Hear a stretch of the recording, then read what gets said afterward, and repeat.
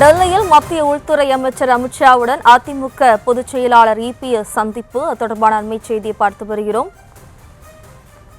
அதிமுக பொதுச் செயலாளர் எடப்பாடி பழனிசாமி டெல்லி சென்றுள்ள நிலையில் தற்போது மத்திய அமைச்சர் அமித்ஷாவை சந்தித்துள்ளார். தொடர்பான அண்மை செய்தியை பார்த்து வருகிறோம். மத்திய உள்துறை அமைச்சர் அமித்ஷாவை அவரது இல்லத்தில் வைத்து எதிர்க்கட்சித் தலைவர் எடப்பாடி பழனிசாமி சந்தித்து வருகிறார்.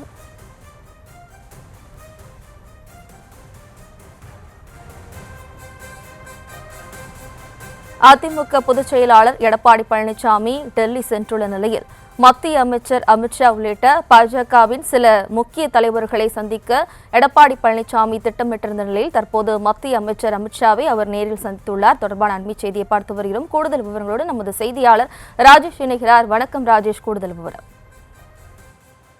வணக்கம். அதிமுக பொதுச் செயலாளர் எடப்பாடி பழனிசாமி இன்றைய தினம் காலையில் புறப்பட்டு டெல்லி சென்றிருந்தார். அவர் இன்று இரவு அமித்ஷா அவர்களை சந்திக்கிறார் என்று ஏற்கனவே காலையில் நாம் செய்தி வெளியிட்டிருந்தோம். தற்போது அமித்ஷா அவர்களுடைய இல்லத்திற்கு எடப்பாடி பழனிசாமி அவர்கள் வந்திருக்கின்றார். அவரோடு அதிமுக நிர்வாகிகளும் வந்திருக்கின்றார்கள். அதாவது அதிமுகவினுடைய எம்பிக்களாக இருக்கக்கூடியவர்களும் வந்திருக்கின்றார்கள். இந்த சந்திப்பு சுமார் அரை மணி நேரம் நடைபெறலாம் என குறிப்பிடுகிறார்கள். இது தேர்தல் தொடர்பான சந்திப்பா அல்லது வேறு ஏதேனும் கோரிக்கையா என்பது குறித்து இரண்டு தரப்பிலுமே அதிகாரப்பூர்வ அறிவிப்பு வெளியிடவில்லை என்றாலும் நாம் அதிமுக மற்றும் பாஜகவினுடைய நெருங்கிய வட்டாரங்களில் விசாரித்த போது இது அரசியல் ரீதியான சந்திப்பு தான், கூட்டணி தொடர்பான சந்திப்பு தான் என்று அவர்கள் நமக்கு ஒரு விளக்கத்தை தகவலாக சொல்கிறார்கள்.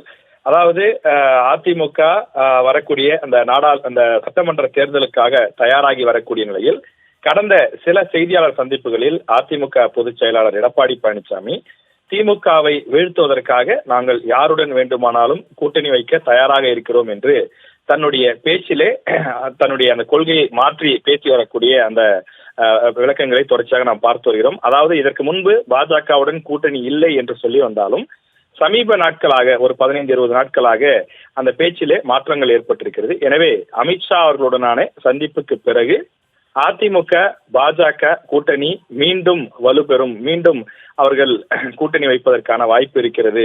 எனவே அது தொடர்பான சந்திப்பாக இது இருக்கலாம் என்றும் தெரிவிக்கிறார்கள்.